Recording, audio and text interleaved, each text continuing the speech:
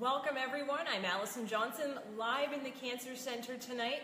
So 6 months ago, we thought we'd try out this Facebook Live thing. We thought there's these tools out there, why don't we use them to try and connect with our patients, with family members, with people who come in here all the time and maybe don't get a chance to ask the questions that they wanted to, or all of the questions. So we can offer this as a way of doing that. And we didn't know if it was going to work. We didn't know when we pressed this live button what's going to happen. Are you going to be there? Are you going to even want to talk to us? But we've been pleasantly surprised. Last month when we went live from the chemo suite with Michelle Prince, we had over 25,000 people join us for that journey. So something's working here, and thanks to all of you who for tuning in. And tonight we're going to explore that idea a little bit farther. We're going to talk about social media and how people are using that to connect with each other and help along the journey. Are you ladies ready? Ready. All right, welcome everyone to Cancer Center Live. Again, I'm Allison Johnson, live tonight in the Cancer Studio with my friends, Christy and Joyce. Good evening. Good evening. Hi. Hello, I'm Christy Litzter, and I was diagnosed with Hodgkin's lymphoma in August of 2016, so almost a year ago now. Wow. And I'm going to add to Christy's title, she's a bit of a social media sensation, or has become that since Maybe. August. And I'm Joyce McManus, one of the social workers here at Windsor Regional Cancer Program. So if you haven't joined us before, Cancer Center Live is a live and interactive broadcast. So we bring the fabulous guests and a new topic each month. But again, it's always you driving this conversation. So please, as you're listening, post your questions. We can have a conversation. Ask Christy any questions you want. We've got a wealth of experience and expertise sitting here with you tonight. So hopefully you'll join us for this conversation. And now, Christy, I want to start out. We mentioned that you've been a bit of a social media guru, or sensation, I'm going to say. Christy chronicled her cancer journey. Yes, the highs and the lows, the good and the bad. And the ugly. There was no ugly. Maybe a touch of ugly sometimes. Not ugly. And we're going to take a look before we get started. Christy's going to show us one of the videos that she made, so maybe I'll get you to set this up. What are we looking at here? Sure. So when I started, one of the first videos that I did was a head shaving video. It was just time. I was going like this and getting full handfuls of hair, and it was just time. So I called over my really good friends Heather and Jay, and they came and videoed me shaving my head. And we actually had a lot of fun. So I'm going to show you that video now. Check it out. Here's hoping that it looks okay for you guys. This is our high technology, Super how high. we do the sharing. I got a good chunk up here, so. This is really weird. It looks good though. Really? Yeah. It's alright. You got the head for this. You totally are gonna Sinead. I was thinking about that. I might just go for it. What the hell? It's been 16 hours or 15 days. Is that it? I think it's some wiggle lyrics. No, you know what? We're just gonna do that. Party in the back. Oh, that's totally an old man dude. Hey, head down, please.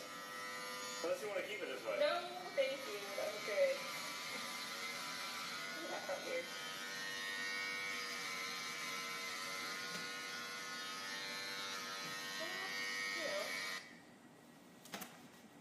So I think you have a singing career going on there as well. I'm sad.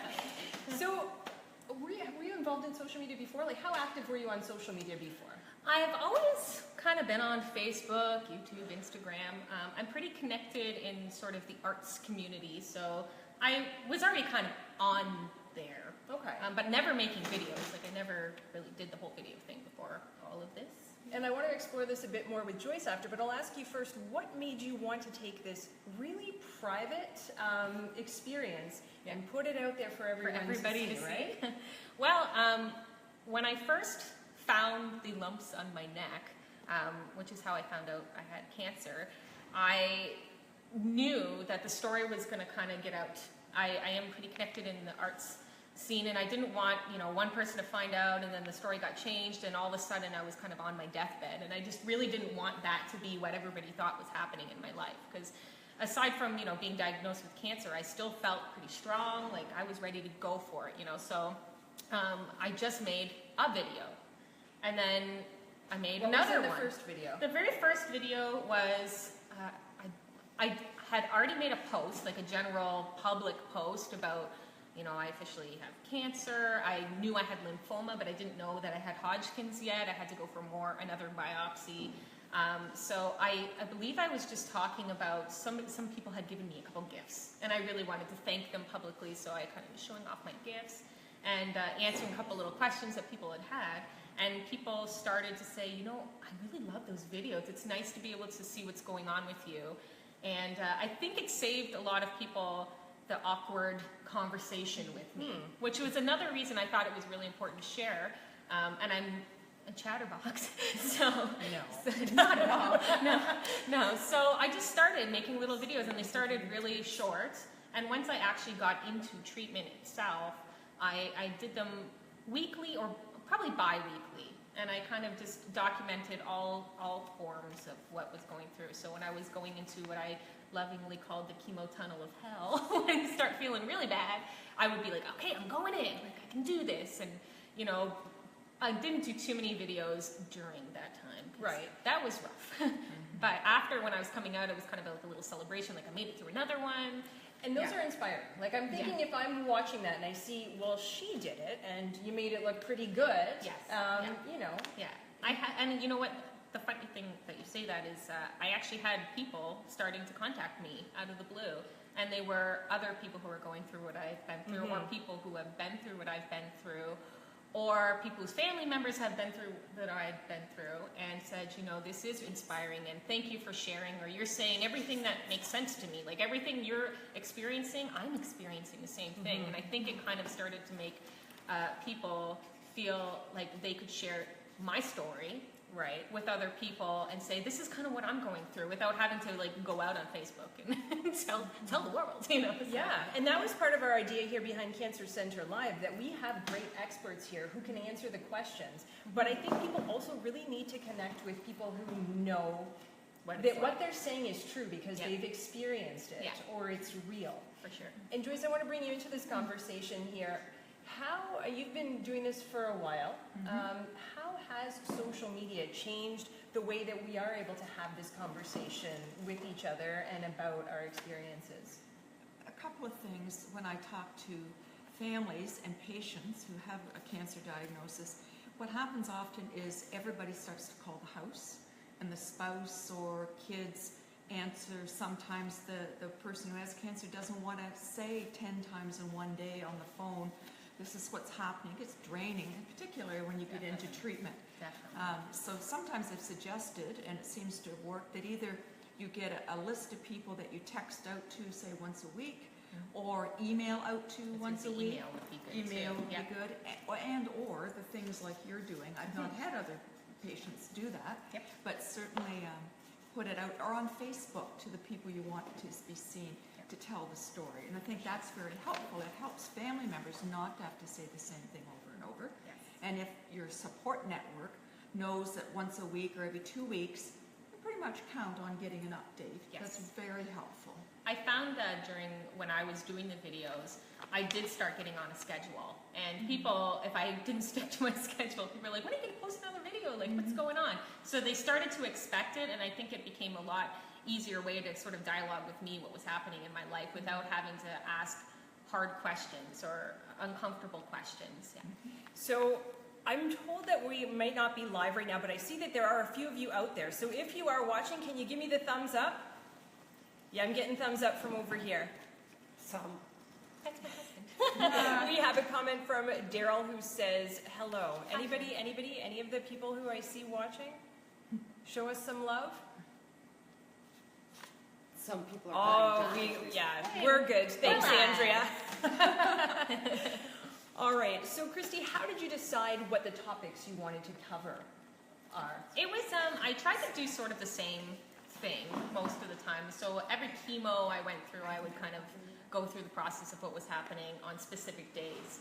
But I also had, you know, appointments along the way, scans along the way, all that kind of fun stuff. And people really wanted to know. Like I would say, oh, I have a scan coming up or whatever, and you get that scan's ID. So it was nice to be able to share. Even sometimes I was so nervous to find out. Luckily, I was very blessed to always have good news. But those were some of my most popular videos. Like I remember coming home from finding out that almost all of the tumors were gone. And I was so excited. I couldn't even get home. I was like in my car, and I'm so excited right now. And, you know, I think even those, even for people who maybe didn't get such a great, I mean, not that my diagnosis was great, but I mean, my treatment was, my prognosis was going, my response to treatment was going well. I think that still gave them a little bit of hope or like a positive light on what was going on. So, and that was kind of my mission and the whole thing. Like, I tried to be real all of the time. Like I always wanted to show what cancer was really about, but I also tried to maintain positivity because I think a lot of people get caught into the really negative feelings that you're feeling all the time, and I felt them all the time. Like I wasn't, you know, it wasn't easy at all. But definitely, I thought maybe if I could share that you can still maintain some form of positivity, maybe other people would see that and say, you know what, I can do this too. Like I'm stronger than I think. But like you said, it wasn't all positive. No. What was your lowest moment that you shared? I think in the very beginning was the hardest. And the first few times I just kept saying to myself, how am I ever going to get through like 7 more treatments or whatever? Like, how am I going to do this? And I kept thinking, I can't do this. You know, I get to the point like on day 5 or 6, which happened to be my worst days, where I would say to my husband, like, I don't want to. Like, I'm ready to give up. And I'm not a giver up kind of person. And I'd be like, oh, I just don't want, I can't, I want to give up now. I understand why people say that. And he was just like, nope. Like, you're not. Sorry for your luck. So I didn't. So And we know he's watching now, so thank you. Thank you, Daryl. Thanks.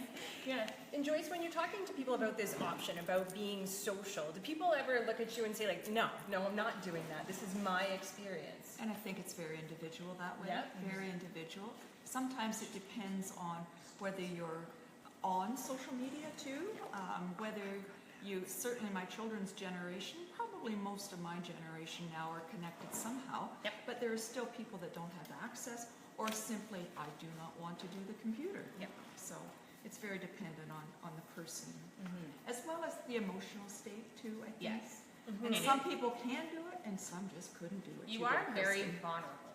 Like, I remember feeling like super awkward all the time, wondering like, why do people want to see me talk about this stuff? But, you know, I felt like I could do it, knowing that some people were not. And I had people, I remember having a friend come to me and say, you know, my dad was diagnosed with cancer, and I don't know much about what's going on, but I don't think it's good. And he won't talk to me. He didn't want to talk to me about it. And he's like, what do I say? And I think I just told him, you know what? You just tell him, I'm ready to listen whenever you're ready to tell me. Yeah. And I actually never followed up with him because I felt a little uncomfortable with saying, hey, so how's your dad? But, you know, I hope that helped. And I told him, you know, you can show him the videos. Maybe that'll help him talk about it. Yeah. And I think as well, I'll just add one more thing. I hear people all the time saying, I want to talk to somebody who's got more or less the same diagnosis. How do they cope with this, that, or the other? And I can tell them kind of from a professional point of view, but they really want to, and in this case, see. But usually I connect them with the Cancer Society, who will connect them by phone to somebody. But this is a more modern, I'm going to say, way of doing it. I think can be extremely helpful for other people, just for encouragement. For sure. And normalizing feelings. Yes. And I think that I'm going to get you to comment on this in a second, but it's also, you're getting something out of this too. Because sure, even I know, like, see that little heart going across the screen there? When you see that Facebook love, you feel it, I right? did. Even if, I don't even know who sent that, but thank you, and thank you, and thank you. So it's like you're being able to connect when I understand cancer is a lonely experience. It is a very lonely experience. And I think at first, people are very much wanting to be there. But life goes on, and I still was sick. You know, people are like, well, people weren't coming over as often, and I would never take that personally because I totally understood life goes on. But I had this like little army of people who were sending me love all the time by watching the videos or commenting on the videos or just saying, you got this, you got this. And for me, it was like a reminder that I do have this, and I do have people who are there that might not physically even be able to be there. And I actually made friends with people who weren't even close to being around the city. Like they were, you know, living in Vancouver, or I have a friend in Florida, or, you know what I mean? Like it was always that knowledge in the back of my head, even though I would be spending days by myself during the day, I had them. I always had that. Yeah, your team. And we have a comment from Pat Scalia. Pat, thanks for joining us tonight. And Pat says, this type of reaching out through live casts normalizes the cancer diagnosis. I think that's what you're talking about, connecting with others. And it helps others with the fear of being alone. And many people can now identify with each other and are being cheered and coached by this program, and I think other programs like yours. So thanks, Pat, and thanks for joining in, because really it does take everybody out there to make this conversation happen, to make that normalizing, like you said, of the cancer and of the discussion. Yes. So, and I think that, so we've so far been talking about what we're putting out there. Actually, before we move on, I do want to ask you about, you said it really helped your family and your friends. How? I think by me sharing publicly, which I think even for my family was a little weird at first, thinking, well, why do you want everybody to know? Like, I think it was a little weird, but I think it made it easier for them. And I know I have family that I'm very close to, but they live out in Fredericton. My aunts, and my uncle, my cousins. Actually, my cousin is here right now visiting me. She was like, I'm coming right now when I got cancer. And I'm like, no, don't come now. Wait. And now she's actually here. So we're celebrating the fact that I'm feeling a heck of a lot better. Nice. But for them, like it would have been like on the phone. It would have been, you know, whatever. And then it might have not been as comfortable as conversations. People have a really hard time talking about cancer. It's not an easy topic to talk about. So for them, they were able to really know what was going on, and I was including them in the process, and not them having the one. I always had this fear of people going to the bad place, or feeling the worst, or fearing for me. I didn't want anybody to be fearing for me. I wanted people to just feel like, be there with me. And I don't think you wanted sympathy either. No, you just wanted no. people there. Yes. To be. I wanted them to be there with me, but I also wanted to be there for them too. Because as I'm sure most of the people who are watching who actually have cancer, you carry cancer guilt. You feel like you're bringing everybody down all the time, and you know rationally that that's not necessarily true and it's not your fault, but at the same time, you can't help but feel it. So this was kind of my way in saying, I'm here for you too. I'm ready to answer your questions. I'm ready to be open with you, and I'm not afraid to be totally honest with you.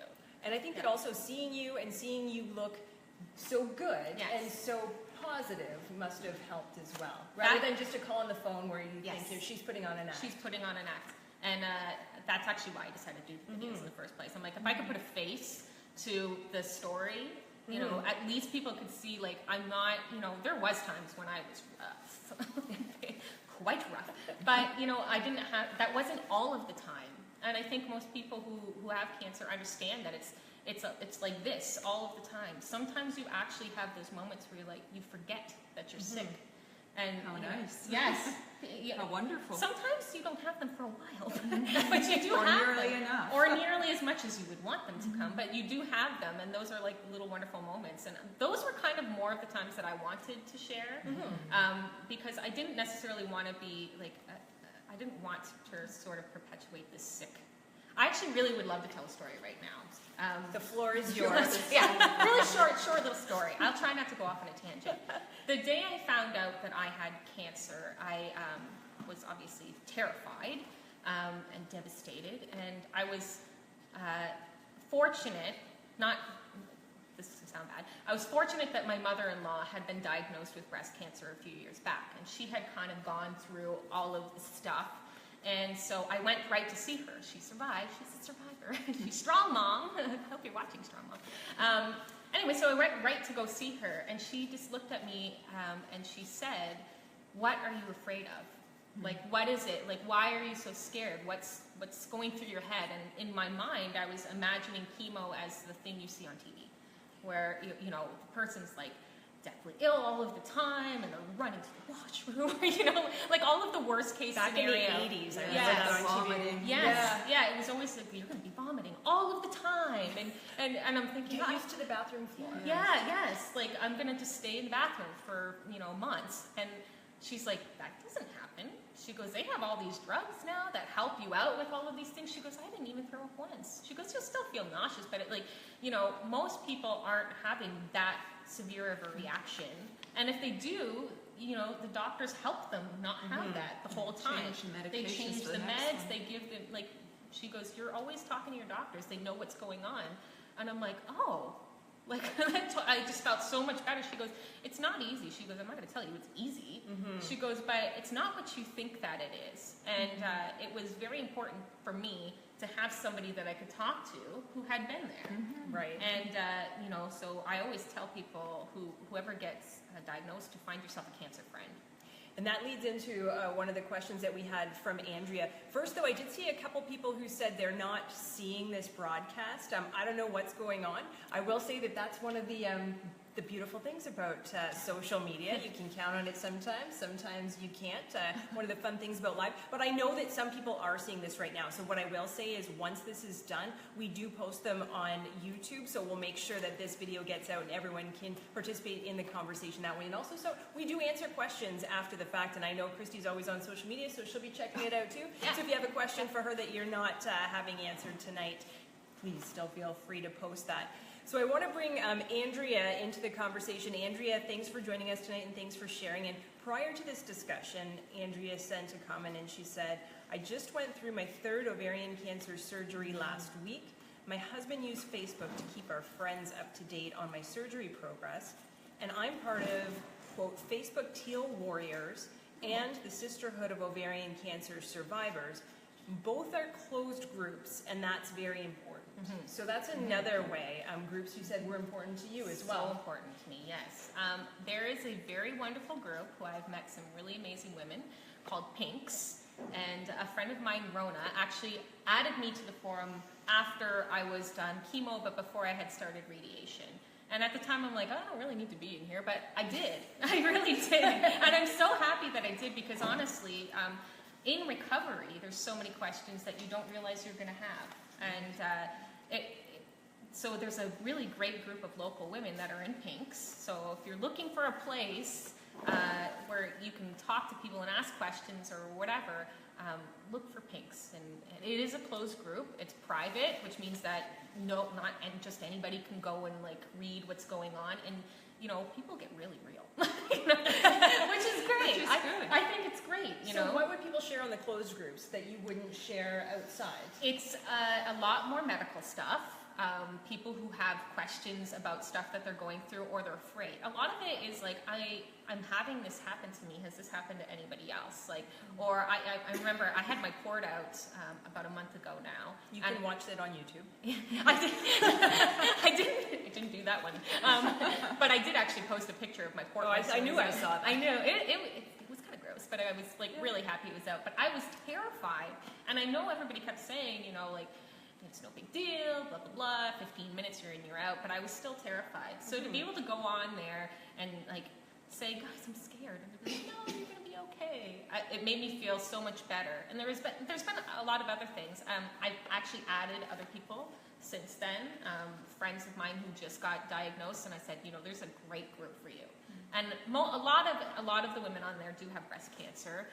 I have Hodgkin, so some of it doesn't really relate to me. But they do ask emotional part. the emotional, for sure. But you can ask specific questions like, I'm taking this chemo, or I'm taking these drugs, or whatever. And has anybody had a side effect, or you know, what did you do when this happened? And there's always tons of support. So just even being able to go on there and read through things that have already been said, or ask questions, or just be there for somebody. Say, no, you're okay. You got this. You know, sometimes you just need somebody to say, no, you got this. You're stronger than you think. How like sometimes the best support comes from complete strangers. Complete strangers, yeah. Andrea added to this, and she said, because of the pre-question that she posted earlier this week, I met another lady who messaged me, and we had a nice chat. So Perfect. that's, you know, and that's the idea of all of this, making those connections Yes. with people who get it, who understand. Yeah. Why is it important that the groups are closed? It's privacy. Privacy. It's very much about privacy. You know, you want to be able to ask very personal questions, and some of them can be very personal, like. And you don't want just anybody to be able to see that. And some of it is not stuff that you want to be bugging your doctor with all of the time. Is it also that this is a question that I don't necessarily want my mom or my husband to know that I'm even concerned about? Yes. I don't want to scare them with You that. go through a lot of that. Like I'm trying to put my best face on for my family. I don't have kids, but I have friends who do have kids who went through the same thing kind of at the same time. I actually made a really great friend, Lauren. Hi, Lauren. I know you're watching. Hi, Lauren. Who got diagnosed right around the same time. She had breast cancer, got diagnosed right around the same time as me, started chemo right around the same time as me, finished chemo on the same day at the same time. Wow. So we went and visited each other. Wow. And we've just stayed in contact ever since, and she's like, I think 2 years older than me, and I got to hear a lot about her story. She has 2 young daughters, and how she, you know, you have to keep on the good face, and you have to, like, how do you explain to your daughters that why you're bald? When they're like, you look better with hair, Mom. Like, what are you doing that for? Count on kids for honesty. Yes. Yeah. So even for her, like, you know, I don't know we've really talked about Pinks too much, but I did add her. I've added other people, and I know it's been such a great place for people. It's like going to a support group, but not actually having to physically go to a support group. Yeah, one of the other things I just add to that, not that I'm on Pinks, but I think people, when it's a closed group, in this case it's women, all women It's are in women, yeah. Pinks, you can ask things like, this is really affecting my relationship. My husband, my whoever, don't think really gets it. I'm really upset. And somebody else can maybe say, well, when I was doing that, or maybe this is what's going on with him, Yes. or this is why your teenagers distanced him or herself. Those kinds of things that you don't know who to go to, Yeah. and it's a safe place. And it's a safe place. It's not going to get back to family. Exactly. And I think because it is online as opposed to going to like a support group, you still have a little bit of Anonymity. anonymity. That one. Anonymity. I can't even say that if I try. So you don't necessarily have, they do get together once a month. So if you do want If you want to. If you want to. And well enough to. Exactly. But by no means do you have to. And I liked that a lot myself, you know, because sometimes I'm in recovery. And sometimes it's hard for me to revisit the cancer experience that I had. So, you know, going to a group, it makes it really real. Because I'm kind of going through, like I love the idea of Michelle Prince doing her video. I couldn't watch it. I watched it for like about 2 minutes and I'm like, nope. Yep. And I don't want to go back to the I chemo don't want to suite. go back to the chemo suite if I don't have to. I heard that from a lot of people out there. What we also heard was people who said, thank you, I start my treatment in 3 weeks, or I start my treatment next week, and now I'm not afraid. So, right, it's you get different things out of it. I wish that I would have been able to see that before I started. Right. Because I was terrified to start. That was another thing. Like you're always so afraid. new. It's so new, and nobody can prepare you for chemo. There's nothing that anybody can say to prepare anybody for chemo. Because everybody's cancer chemo experience is totally different. But being able to see, like, you know, this is what we do next, you know, that kind of thing. And see that she was, you know, She was okay. fine, yeah. Yeah. Anybody who's ever been in the chemo suite or even the cancer center itself always remarks on how it's actually pretty good vibes out here. In the chemo suite, the nurses are so awesome. Like nobody is, you know, it's not like doom and gloom around here at all. It's the opposite. There's a lot of hope. The chemo suite's a lot of hope. You start talking to the other people, you know, making your jokes. Cancer, you know, we're allowed to make them. So make your little jokes or whatever. Play some cards. Yeah. My husband would always try to get extra cookies from the guy with the cookies, you know. So yeah. Another comment from Andrea. Andrea, thank you for being a part of this conversation. She said, I always felt that cancer was not my secret, and friends were sometimes afraid to ask. So social media made it easy. My life is going along with all those around me. Yes, that's exactly how I felt. I think a lot of people do feel like cancer is their secret and their cross to bear or whatever. Like they don't want to share it, and I totally understand why, because you do feel that weird guilt. But at the end of the day, everybody wants to be there for you. Everybody wants to share with you. They don't want you to have to do it alone. anyone. And they don't want to feel like they're bugging you. They definitely don't want to feel like they're bugging you. I had a lot of people say that to me. Yes. Like, oh, I don't want to bug you. I'm like, you're never bugging me, ever. So, and I think, you know, by sharing, that made people come to me a little bit more. Yes.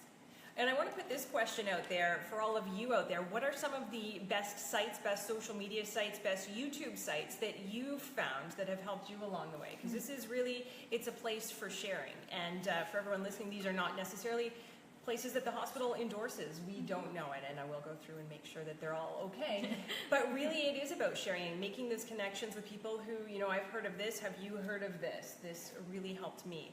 And Joyce, I'm guessing that this is probably also a good way for the caregivers or the family members to communicate as well. Also, maybe even the private groups where you can say things like, I'm really scared, that you wouldn't want to post publicly. Exactly. Or again, as a spouse, or my mother's going through and I don't know how to handle whatever.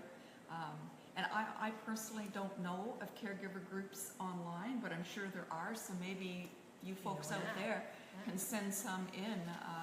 I'm pretty aware of the Cancer Society's materials, but as far as closed groups, I don't know, but that would be great for us to know as well that we can pass on. And I did read a study that said that people who use social media feel that they're doing better in their treatment, whether or not they are. And it's probably those connections, like you said, are just feeling, not so alone. The comments that you get, they just stay in your mind. Like you remember when so-and-so said whatever. And I don't even remember who said it, and it was one of my very first videos. They just said, I'm an artist, and they said, I cannot wait to see the art that comes out of this. And I hadn't really put the two together, but actually it launched me into a whole new form of art and a whole new confidence in my art, because I was like, you know what, this is the only thing that's going to get me through this. I can't do anything else except for sketch on my couch. And for me, like that person, by saying that, actually got the idea in my head. So those comments mean so much more than you think. Even the little likes or the little heart or whatever. Exactly. It really sticks with you much more than you would think. And, It's also accessible. Yes. If you're feeling lousy on that 5th or 6th day like you were, where you just physically can't go out to a group, or you don't want to risk infection, right? Yes. You still have access, Yes. and the people do to you without having to compromise your own health or whatever. Not have Which to I get out of think bed, is you don't have to which is take a huge. shower, You don't to have chat to with get us. your PJs if you don't want to. I went straight through flu season, and people were like, I can't come. I have the flu. The kids have the flu. Everybody had the flu. FaceTime me. And I was like, okay, let's talk. Let's talk I think it's great. online. You know. So we have a question. People want to know how you stay so positive. And I will point out, we did talk about this before you came on. She is one of the most positive people who I've ever met. And I'm guessing that this is part of your personality from day one. But we always ask people, when you come on here, it's great that you're so positive. But let's also talk about the downtimes. And like you said, those happen too. Frequently. Yeah. A lot. But how do you bring such positivity to this discussion and to everything?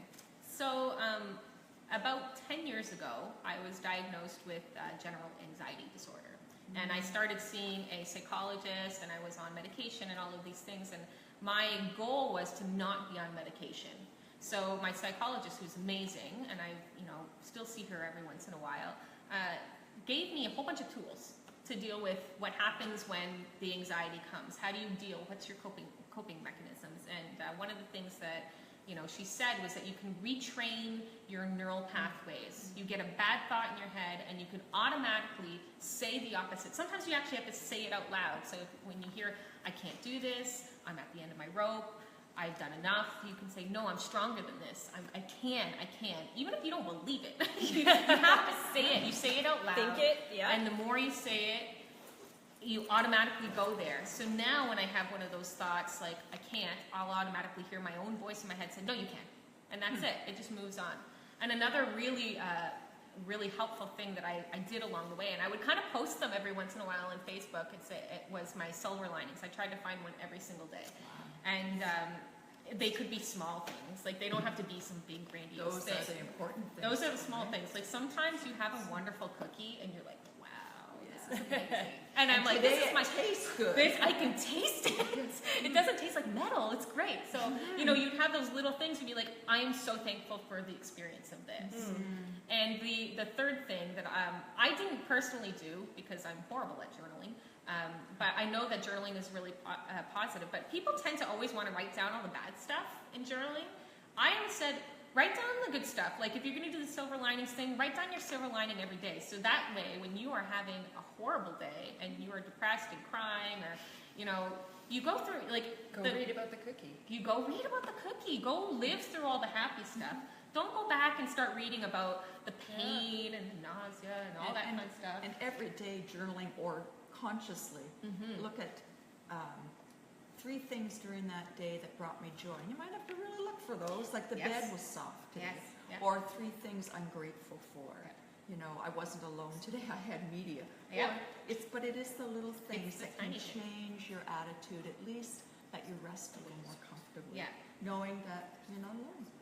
And then, you know, I can always handle 5 minutes at a time. Yes. You know, I always can. And I would go through that. Sometimes it was like every hour at a time, or and sometimes it would get down to 5 minutes. Like I would be in tremendous amount of pain. My chemo just, I don't know, I have stabbing pains all over. But I would be like, I can do this. I can do 5 minutes. I can do 5 minutes. And after the 5 minutes was done, I was like, yes, I did 5 minutes. That was good. Okay, I could do 5 more minutes. And then I would start to realize that, you know, as it comes and goes like this, I got through the worst thick of it. And then I could go 10 minutes at a time, and then there was an hour at a time, and then it was a day at a time, and then all of a sudden I'm like, oh, I can actually leave the house today. This is awesome. So I wasn't positive all the time. People ask me that a lot. And I'm like, no, I'm not positive all the time. It's not all rainbows. And that's real. That's the truth. Yeah. But I try. It's a choice. You always have the choice. I know it's a hard choice to make a lot of the times because you are really sad. It's a lonely, depressing experience to have cancer. It really is. But you still have the choice. You always have the choice. Some good advice. Some good advice for everybody. Yeah. Actually. In anything. In Good your mental life. health. Yes. Yeah. Coping skills. So a comment from Jennifer Lynn. She says, awesome job, Christy. Agree. Awesome job, Christy. And we have a comment from Alice Dunn McGee. She says, I wish they had this when I had my thyroid cancer. My surgery was 7 years ago, and it was very scary for me. Had the radioactive iodine treatment after surgery and have had no reoccurrences. But having someone to talk to that had gone through the experience would have made it so much easier. And again, that's what it's all that about. summarizes it, doesn't it, Christy? Yes, absolutely. And I think the great thing about social media is, like we were saying before, it is hard to talk about.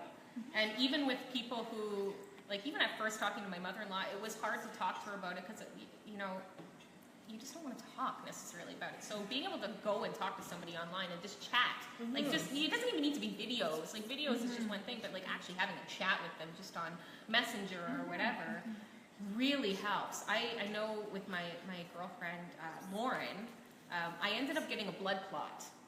And I hope Lauren doesn't mind me telling everybody this. Sorry, Lauren. But she actually has like a blood clotting disorder. So she had been on blood thinners before, and when she went through chemo, she had to start doing that. So when I got my blood clot, had I not had her, I would have been terrified. Yeah. You know, but I was able to say, I have to go on these blood thinners. Can you tell me more about blood thinners? I had to do injections. You know, I had done Neupogen injections, but I didn't have to do them constantly like you do with blood thinners. And like, she's like, she told me how she did it. She like sent me shots of her bruises, and I'm like, thank you so much for making it easier for me, because without being able to go to her, just type to her at, you know, 11:30 at night and say, I'm scared.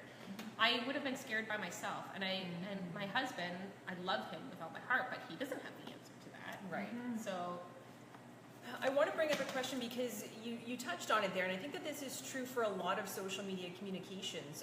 2 things. One, were you ever the privacy of others? Like, did your husband ever say, you know, I'd rather you didn't share that, or was anybody uncomfortable with you sharing? I don't think so. My husband never said that. actually was really, really a huge support. And I think by me sharing, he was very comfortable with sharing. Right. And he always said, you know, I'll talk to somebody's husband, I'll talk to somebody's lovely. wife. Like, Lovely. he was very comfortable with like stepping into the role, which he is not that guy. He's kind of a quiet, he's a gentle giant. So I think that made it easier for him, but nobody had really said, they questioned me at first, saying like, why are you doing this? Right. And I'd be like, I don't know. But I need to. But I needed to. I Yeah. felt that it was, I wanted to be able to help other people. So I thought, I don't know how this could help somebody, but maybe it will. And I kept saying, if it just helps one person, I've done my job. But in doing so, I think it helped you. It helped me a ton. Tremendously. A ton. I would never change it. And now, having gone through the cancer experience, I don't think I would change that either. I don't think I would ever choose not to have got it, because I think it actually gave me a lot of really positive things in my life, even though it was horrible. I really don't want to do it again. Only patients can say that. Yes. Right. As they look back. Yes. But Joyce, I'm surprised how many patients who sit here say that exact same thing. Like, I think know. almost everybody has said that. And if you can see that you learned something through it, but only you folks can Yes, say that, yeah. right? You see It's something. not fair for anybody else to say, No. oh, you'll learn something through Yeah. this. Are you Everything kidding? happens for a reason. And they Oh, have that yeah. big list of things that you never say to somebody who has cancer, Yeah. but the people who have cancer can say it. And that's one of those Absolutely. things, like, I found a lot of the parts of myself that I didn't know existed. And I found passion in myself that I knew was kind of there, but I didn't know how to focus it. I found confidence in myself that I didn't have before. And so by this gift, even though it was a horrible, horrible gift, I was able to find those things in myself. And everybody I know who's been through the experience says I'm a completely different person today than I was before. And as a social worker, down the road, as people kind of get through some things, I will say to them, when it's appropriate, what do you think you've learned? Yeah. And maybe some awful stuff you learned. Yeah. But usually people, as they reflect back, can learn some things. It may be, for some people, I'm not staying in this job or this marriage because it's been awful for a long time and I want to live, and that's okay. That's what they've learned.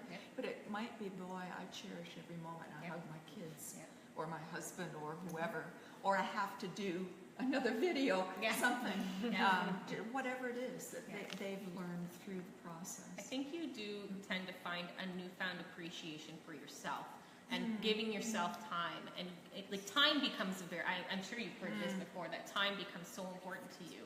And I know that I've talked to other people who have said, you know what, I finally realized that I need to give myself some time. That I do for especially women, I do for And everybody else. mothers. Yep. But I need time for me. I need the time. Then I can be with And others. that's okay. We always feel like this guilty, like I shouldn't be taking up time, or I need to focus on everybody else, but you're really living your own life. You need to have time for yourself. Absolutely. You need to put yourself first, Yeah. at least sometimes. So Exactly. At least once a day. at least once Something a day. nice You for do. yourself. You do. Absolutely. Yeah, exactly. So I think we're kind of winding down in the conversation. I do have a couple more questions, but I just want to put it out there to everyone. If you have any questions or anything that you want to add into this discussion, time is ticking. We can't keep Christy and Joyce here all night, although I think Christy might be able to talk for at least Talk for another about 3 couple years. of hours. Our next video. Should be doing it from the car. What I wanted to ask, though, is, again, with all types of social media and communications that we put out there online, were you ever worried about, or did you ever experience any creepy people, or people who, would give you comments that maybe you didn't necessarily think were appropriate or want? I think there's always going to be little creepy people on the internet. I was very lucky that didn't really happen too often. I had people who suddenly thought that we were really best friends, which I think can happen. I mean, it's easy. When you see somebody talking to you and smiling at you and sharing with you, you connect with them. Right. And so there was some times when there was people, maybe some older men, I don't know, that would contact me and they really thought that we were... So you have to be careful. You do have to be careful. Yes, yeah. And you did make meaningful connections I as made well. a lot of meaningful connections, for sure. For sure. Yeah, it's not a dating website. I'm happily married. Yeah. Let me make that perfectly clear. You can share all of this stuff on, what are those websites called? You can share it there too, but that's not where you're choosing to That's share. right. Exactly, yeah. So I think that we're getting to the end. I have a comment here from Ainsley. She says, great final topic, doing amazing with Cancer Center Live, helps so many people, and that's really great to hear. So Good thank you feedback for that. And I want to put it out there, anybody who is watching, please share your feedback.